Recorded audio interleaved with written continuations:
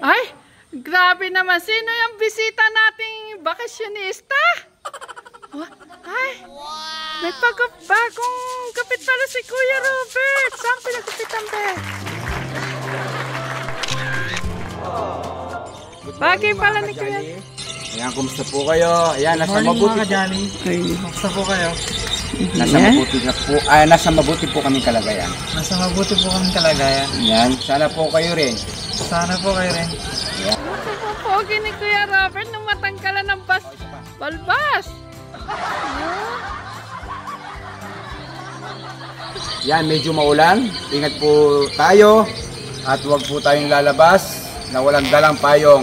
Siyempre, malulungkot ang inyong lingkod. Siyempre, gusto ko, healthy po kayo. At malayo po kayo at hindi magkasakit. Ayan, kami po yung nagpagupit, nagpapogi ni Kuya Robert. Kaya, ayan. Siyempre, shout out mo si Tatay Ram. Salamat po dahil parang niligtas po niya yung buhay namin. Okay. Ayan, Tatay Ram, huwag kang mag-alala. I do my best para kay Kuya Robert. Kuya Robert, kaya natin yan. Sige.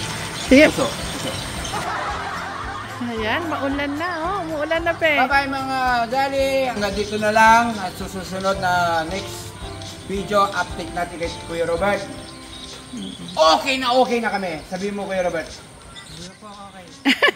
Susunod. Magiging okay na po kami. Sana po sa susunod, hindi pa rin maging okay. Bakit, Kuya Ro? Saglit. May tanong ako kay Kuya Robert. Bakit gusto niya hindi siya maging okay? Para nandito ka na lang? Ano bang ano mo? Sige, bakit mo ayaw? Sige, ba't nasabi mong hindi ka pa okay? Ano po? Gusto ko po dito. Ayan. Kuya Robert! Kuya Robert, tandaan mo ka. Hanggang gusto mo dito sa Kuya Robert! okay lang. Saglit lang, be. Oh, sige. Sa Kuya Robert, kahit okay ka, kahit na pwede ka pa rin mag-stay dito, basta mas okay yung maging okay ka kaysa yung hindi ka okay, naka-stay ka rito. Pwede ka naman mag-stay rito kahit na okay ka. Si Tatay Freddy nga, okay na siya dati. Gusto namin naka-stay siya dito, pero ala. Okay. Paalam na kayo, tumuulan na. Ayan, hanggang dito na lang po ang update namin. I love you, Mama Chup Chup! I love you, Mama. Galing nga. Magaling na talaga si...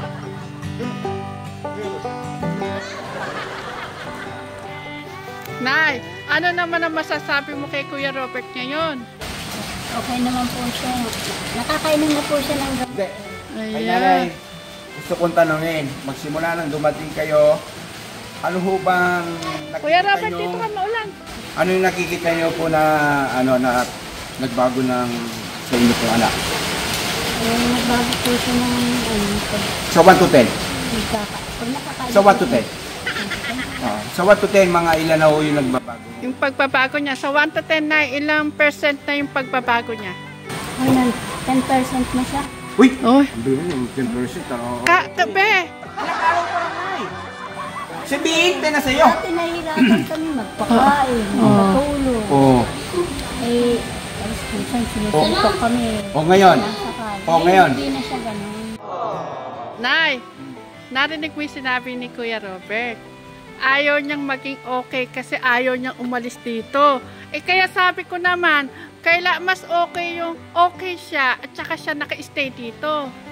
Kasi po, ang sabi na kay Sir Ekran, parang wala daw gusto sa bahay namin kasi lagi niya ulit sa akin.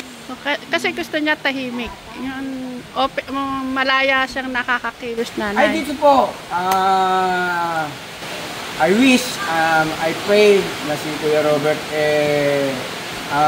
maging stable din. Kamukha nung naalala ko, si Kuya Melvin. Oo. Si Yan. Kuya Alden. Ayan. Kaya, alam ko Kuya kung Jason. pangarap, kundi yung sinasagopan po natin at yung mga tinutulungan po ni Tati Ram bilang inyong likod na sa dito.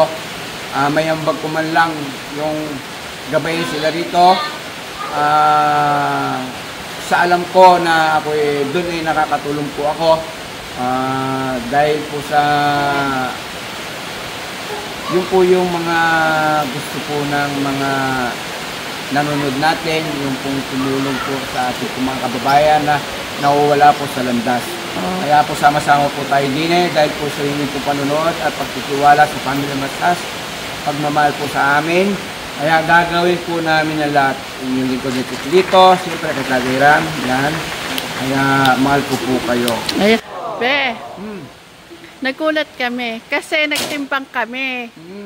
Nung dinala kasi siya dito ni Tekram, 50 kilos lang si Kuya Robert. Nagtimbang kami 3 days ago, nanay. 51.5 na siya. Ngayon, wala po si Kuya Robert. Asa malayo po sa amin. Kasi ayaw ko po parinig sa kanya. Ito po na isama ko na sa vlog. Bawat po yung po sinabi ko po sa yung mga ilang araw, huwag niyo pong tatanungin si Kuya Robert kung gusto po niyang kumain. Ang sabihin niyo po, nakahahin na, kakain na tayo. Yung pong tatanungin niyo po siya tungkol po nakakain, kasi po may option na mamimili pa siya. Kasi yun po yung nalaman ko sa mga espesyalista. At saka, Nay, po yung magtatanong, wag po kayong magtatanong. Nay, kanina natuwa ako. Sabi, kanina. Mali, Nay, kanina sabi niya sa akin, Ate Janet, pwede na kumain? Natuwa ako doon kasi siya na mismo yun naman nanay ang sinasabi ko sa'yo. At saka be, magkukusa sila. Kasi si Nanay Carmen lang, kusa na yan eh.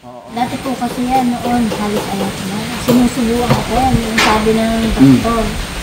Pag ayaw ko na subuan mo, kasi parang tulala siya.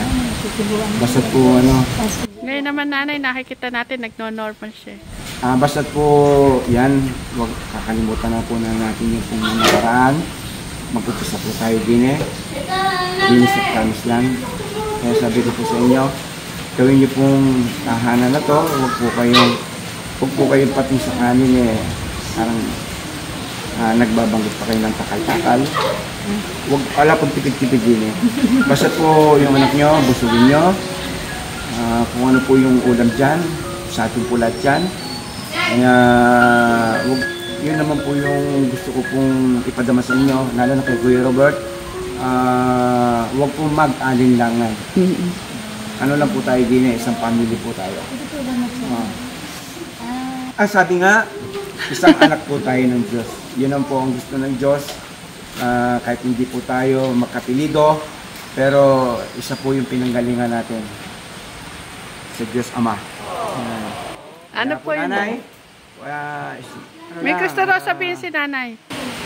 Sige po. Ano yan? Ano lang po ako. Hello, taga San Miguel, Tagting Palas.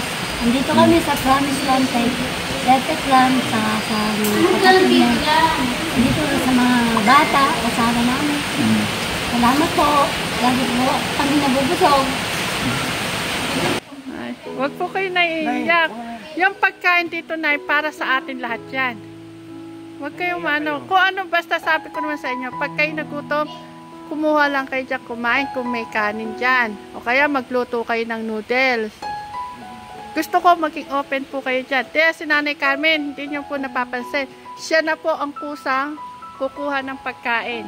Kaya nakikita nila minsan kasi nag-iingat sa parang nakikita ko parang may pagkakaya-iya pa sa mga pagkain.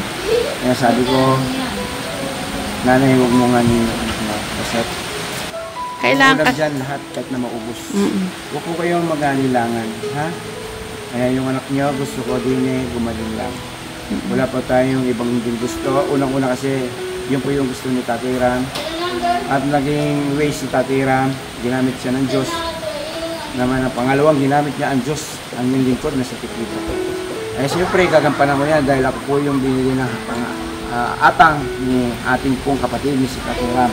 Kasi Tekram, ang founder ng Tekram. Yan. ng Jolly. Kaya, yan mga ka-Jolly, siyempre, salamat po sa inyong mga magagandang comment. At dyan po ako kumukuha ng mga lakas na loob, tibay. Paalam na kayo, Tay. Basta, nanay, kami maraming nagmamahal sa amin. Yun na naman, doon kami humuhugot at na maraming nagtitiwala sa amin. Kaya yun naman ang gusto ko sa inyo, magtiwala lang. At yung pagmamahal namin, hindi namin yan pinagkakait. Ano lang po tayo din isang pamilya po tayo. Kaya nanay, tulong-tulong po tayo para sa anak nyo. Opo, opo. Para sa kagalingan ni Kuya Robert. Yan, hanggang dito na lang po ang update namin. The next video, update natin, tatakbo na si Kuya Robert. At manliligaw na kami. Kaya Kuya Robert, tuloy na yung balikat niya. Yan na po para siya. Kuya Robert. Medyo baliktad lang yung damit niya. Kaya hanggang dito na lang po ang vlog namin. Mga Kajali, Katekram, si Glory, Suba Siblings Vlog, Alden the Box, Capone. Yan, syempre sa mga lahat po ng Good Samaritan. Kaya hanggang dito na lang po ang vlog namin. Maraming salamat po sa inyo pong panonood. I love you, Mama Chup Chup. Bye-bye. I love you, Mama Chup Chup. Ayan, ang pogi ni Kuya Robert. Yung uso kasi matulay. I love Para you, sa nanay Mama Luz. Chup Chup.